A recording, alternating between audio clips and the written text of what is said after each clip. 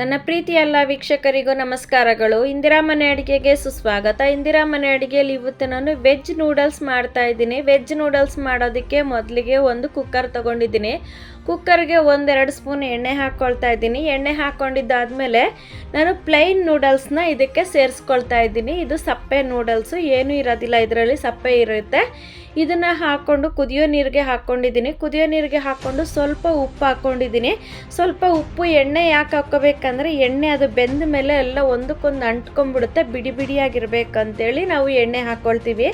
ಎಣ್ಣೆ ಹಾಕ್ಕೊಂಡು ಒಂದು 10 ನಿಮಿಷ ಕುದಿಯೋಕ್ಕೆ ಬಿಡೋಣ. ತುಂಬ ಬೇಯಿಸಬಾರ್ದು, ಒಂದು 10 ನಿಮಿಷ ಕುದ್ರೆ ಸಾಕು.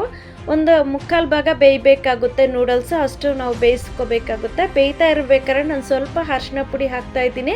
ಆಮೇಲೆ ಹಾಕಿದ್ರೆ ಒಂದು ಕಡೆ ಬೆಳ್ಳಗೆ ಒಂದು ಕಡೆ ಅರಿಶಿನ ಇರುತ್ತೆ, ಅದಕ್ಕೋಸ್ಕರ ಸ್ವಲ್ಪ ಅರಿಶಿನ ಹಾಕ್ಕೊಳ್ತಾ ಇದ್ದೀನಿ.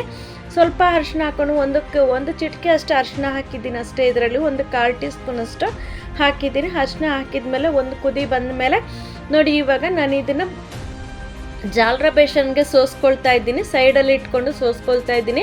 ಶಿಂಕಲ್ಲಿ ಇಟ್ಟರೆ ಗೊತ್ತಾಗೋದಿಲ್ಲ ಅಂತೇಳಿ ನಾನು ಸೋಸ್ಕೊಳ್ತಾ ಇದ್ದೀನಿ. ಸೋಸ್ಕೊಂಡು ನೀವು ಶಿಂಕಲ್ಲಿ ಒಳ್ಳೆ ನೀರು ಕುಡಿಯೋ ನೀರು ಬರೋ ಹಾಗಿದ್ದರೆ ನೀವು ನಲ್ಲಿ ಕೆಳಗಡೆ ಇಟ್ಟು ನೀವು ತಣ್ಣೀರನ್ನು ಹಾಕ್ಕೋಬೋದು.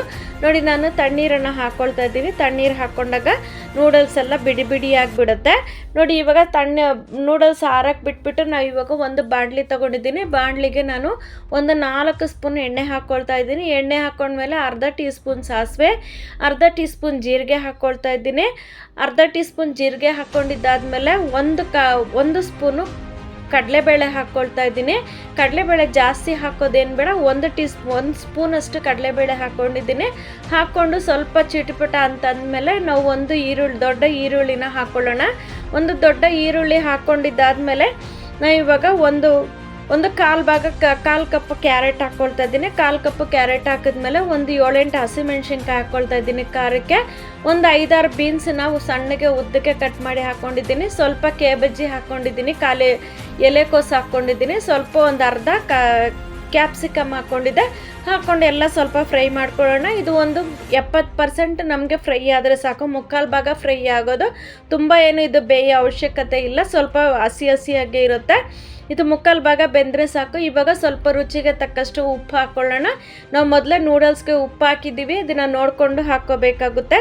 ಇವಾಗ ಚೆನ್ನಾಗಿ ಫ್ರೈ ಆದಮೇಲೆ ನಾವು ಇವಾಗ ತರಕಾರಿಲಿರೋ ಎಣ್ಣೆ ಎಲ್ಲ ಬಿಟ್ಕೊಂಡು, ಎಣ್ಣೆ ಬಿಟ್ಮೇಲೆ ತರಕಾರಿಲಿರೋ ಎಣ್ಣೆ ಎಲ್ಲ ನೀರೆಲ್ಲ ಹೋಗಿ ಎಣ್ಣೆ ಬಿಟ್ಕೊಂಡ್ಮೇಲೆ ನಾವು ಇವಾಗ ನೂಡಲ್ಸ್ ಹಾಕ್ಕೊಳ್ಳೋಣ. ನೂಡಲ್ಸ್ ಹಾಕ್ಕೊಂಡು ನಾವು ಚೆನ್ನಾಗಿ ತರಕಾರಿನೂ ನೂಡಲ್ಸ್ ಎಲ್ಲ ಮಿಕ್ಸ್ ಆಗೋ ಥರ ನಾವು ಚೆನ್ನಾಗಿ ಮಿಕ್ಸ್ ಮಾಡ್ಕೋಬೇಕಾಗುತ್ತೆ.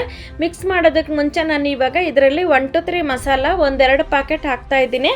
ಒಂದು 1 to 3 ನೂಡಲ್ಸ್ ಮಸಾಲಾನ 2 ಪ್ಯಾಕೆಟ್ ಹಾಕ್ಕೊಂಡು ಇವಾಗ ನೋಡಿ, ಇವಾಗ ಒಂದು ಸ್ವಲ್ಪ ಈರುಳ್ಳಿ ಸೊಪ್ಪನ್ನ ಹಾಕ್ಕೊಳ್ತಾ ಇದ್ದೀನಿ.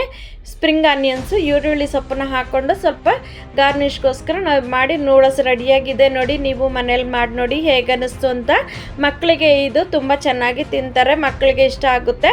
ನೀವು ಮನೇಲಿ ಮಾಡಿ ನೋಡಿ ಹೇಗೆ ಅನ್ನಿಸ್ತು ಅಂತ ನಮಗೆ ಕಮೆಂಟ್ ಬಾಕ್ಸಲ್ಲಿ ತಿಳಿಸಿ. ಸಬ್ಸ್ಕ್ರೈಬ್ ಮಾಡಿ, ಬೆಲ್ ಬಟನ್ ಒತ್ತಿ ಕಮೆಂಟ್ಸ್ ಮಾಡಿ. ನಮ್ಮ ವಿಡಿಯೋನ ಸ್ಕಿಪ್ ಮಾಡದೆ ನೋಡಿದ್ದಕ್ಕಾಗಿ ಧನ್ಯವಾದಗಳು.